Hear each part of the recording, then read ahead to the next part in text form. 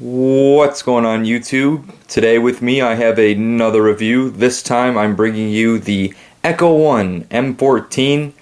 I got it off of evike.com a little while ago, and after getting some extensive use out of this gun, I thought I'd share my experience with you guys. Alright, so one thing before we start, for this video I'm going to have to hold the camera instead of putting it in a stationary spot because this gun is just too big to fit into the screen, and I cannot get it all at one time, so bear with me here, and I apologize if there's any unnecessary shakiness. So, now with that being said, let's get into the review. This is an imitation wood stock as opposed to a real wood stock, meaning this is made out of plastic, but it's made to look like real wood. I like it. I don't have any issue with it. When people hear the word plastic, they think cheap, stuff that's going to easily break. But I've had this gun for several months, about 6 months or so, and I gotta tell you, as long as you're careful with it, you're not tossing it around or anything, there's gonna be no problems. I've had no problems with this gun whatsoever. So, on the contrary, you can also, if you really don't want this imitation stock, you can take this off and strip this off, and Airsoft, Evike sells them, and I'm pretty sure other Airsoft websites sell them also. You can buy a actual real wood stock that would probably fit this. I have not totally sure if that would work, but I'm sure, considering it's on the market, that would be something you could do. So before you do that, I would do a little bit more research, but I'm just throwing that idea out there.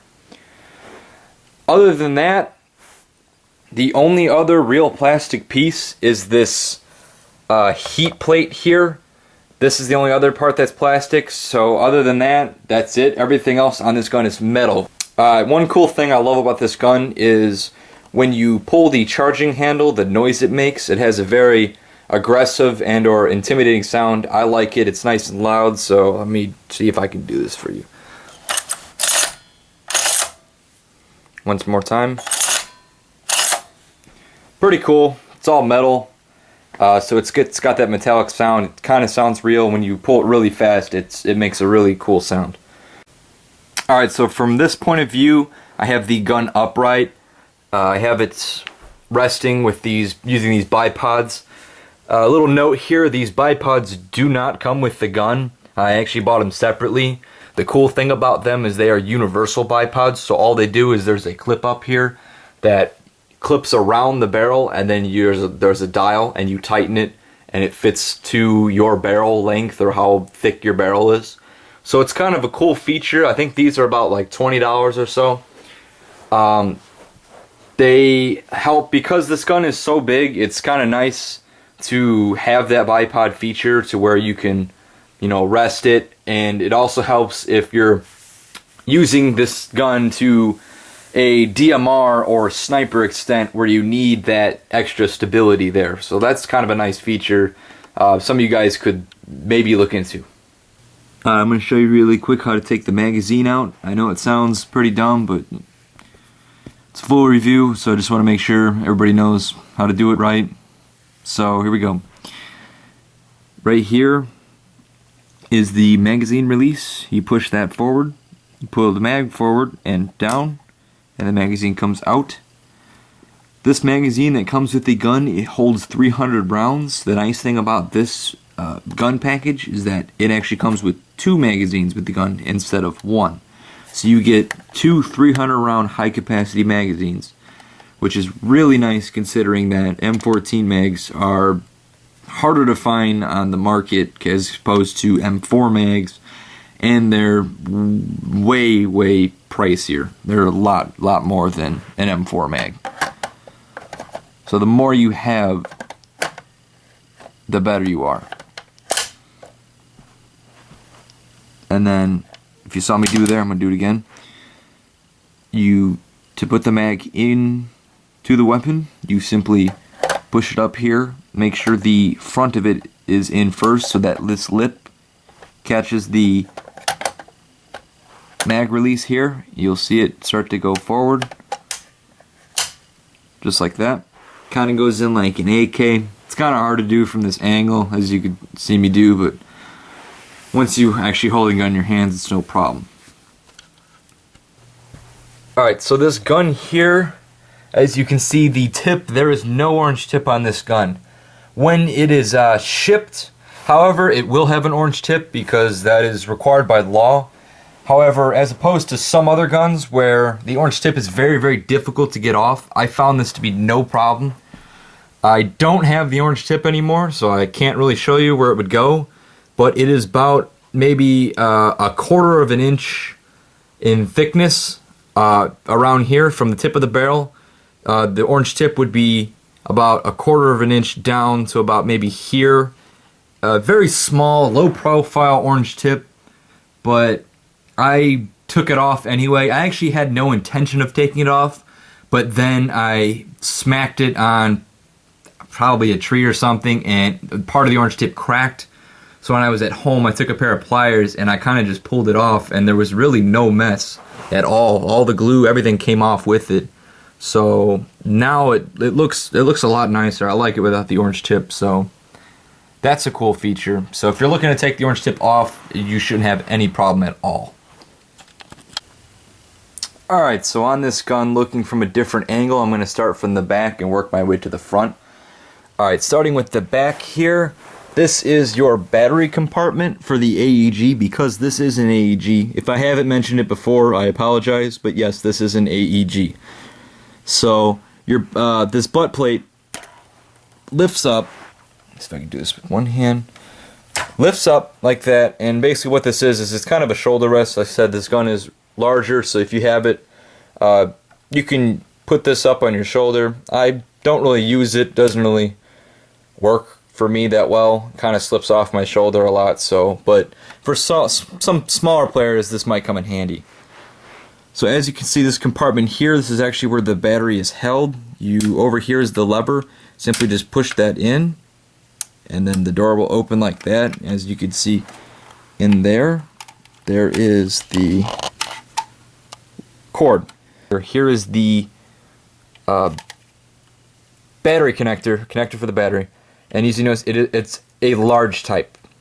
So one error I noticed on the e-Vike page where I got this gun from is that it says it is a small type, and it claims it comes with an 8.4 small type battery. Well, right here is the battery I got, and as you can see, this came with the gun. It is a large type, so this works fine. However, when I got this gun, I also bought a 9.6 volt because some people recommended that you get a 9.6 because it has a slower fire rate. With the way this gun fires is with the 8.4 battery here, it's not too bad. The range is fine. The range is great. It's shoots very far and it's pretty accurate. But with the 8.4, it has a slower fire rate. Not ridiculously slow, but to the point where you can't really hose down enemies all that well. You kind of have to make sure you're picking your targets well, and because most of those BBs are really going to matter, and you're going to have to depend on those to hit your targets. So what I did when I bought this gun is, because it lists this as a small type, I bought a 9.6 to up the fire rate. Now this gun is the same range, but it just, with the 9.6, it has a little bit better fire rate.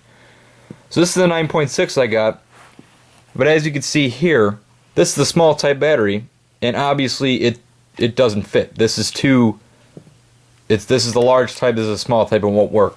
Well, luckily one of my buddies, he had this, and it's a large to small converter, and this works fine. This is how I work. So here's a note: if you plan on getting a new battery with this gun and you're buying it off of e-Vike, although it lists it as a small, it is actually a large type. It takes large type batteries, so keep that in mind. Also, some people have said that it is very hard to get the battery in here, that there's not a lot of room. However, I have not had that problem. Even with this 9.6 and this extra wiring here, I have not had a problem yet ever trying to fit this battery in here. There's plenty of room. In fact, when you have that 8.4 in there, there's actually almost too much room, and the battery kind of wobbles, and you can hear it if you move the gun around too much. You can hear the battery kind of hitting the insides of the gun. So I don't know what people are talking about. There's plenty of room in here. There's no need for, I don't know. There's no need to expand the area. I don't know. I have no idea. So, all right. With that being said, moving on. So down here we have the rear sling mount. This gun is a basically 2-point sling dominant gun. There's really not much else you can get that'll work. 2-point sling. Actually, the sling I use is the carrying handle, or the carrying sling, I guess you could say, off of an old baseball bag I have. It had a pad on it for your shoulder, so I use that. It works fine for me. Just clips in here, and it clips it up there to the other sling point, and you're ready to go. So sling wise with this gun, it'll work with pretty much anything you can find that has 2 clips on the end. So, alright, moving on up here. Here's where a majority of our stuff is on the gun. Down here you can see you have the trigger mechanism, and this is the safety. Out means the safety is off. You push that in, safety is on. Now the safety is off. Okay, moving up a little bit. Here you have the fire selector. It's kind of tough because it doesn't list it like on an M4 or any other gun, you know, semi-safe. Or in this case, the safety isn't even part of the gun, or part of the firing mechanism, firing selector here. So this one, it flips, and it flips the opposite way for full. Right now it's on semi-automatic fire. Now it's on full. Back to semi. Alright, the only issue I've had with this gun actually happened right here. You can't see it. Actually, let me see if I can do it. Maybe. Alright, right in there, that little light spot there. That is actually, there's a small Allen nut or something. I guess that's what you call it, an Allen nut, that's in there, that holds this to, this is actually just a metal piece that will come off, and that's what happened. The metal, or the Allen screw or whatever, fell out, and I did not know that. So one time, actually several times, this selector has completely fallen out. And the problem with that is there's no way that you can change your rate of fire without this little thing in here. So this is important. So I actually had to get a new one of these, which was pretty dumb. I had to pay, I bought off of E-Vike, I bought it was an $8 thing. It was the whole fire selector thing, so it included the mechanism inside the gun, which I didn't need it. All I needed was this stupid little piece. So be aware that if you have an Allen key, it takes really small, and you got to make sure this is nice and tight. Otherwise, this thing will just pop out, and it will not stay in. Moving up here, you could see we have the rear iron sight. It is a, I'm not sure what you would call it. I guess, I mean, it's basically the same sight that's on an M1 Garand. A lot of this gun originates from the M1 Garand. The M1 Garand is actually the father of the M14. So anyway, right here you have your, this is your windage adjustment knob right here, windage, and on the other side here is elevation. Alright, right here is the spot where if you were to mount, you could mount a rail system here. If you wanted to put a scope on this, this is the mount that you would use, is where the rail goes in here. This is the what's it called, the bolt and the bolt catch. Pull that back there. There's nothing in here, it's really just for show. So right here I kind of have evikes.com's page on this gun that shows some of the details so that I don't have to read them all out. You can pause the video, and then this way I don't forget anything. It's all up here. So here's the first part. I'm going to let you know that the dimensions in inches, that 1127 millimeters translates into around 45 inches in length, so about as long as your average hunting rifle. The overall weight is 5,500 grams, which translates into about 12 pounds.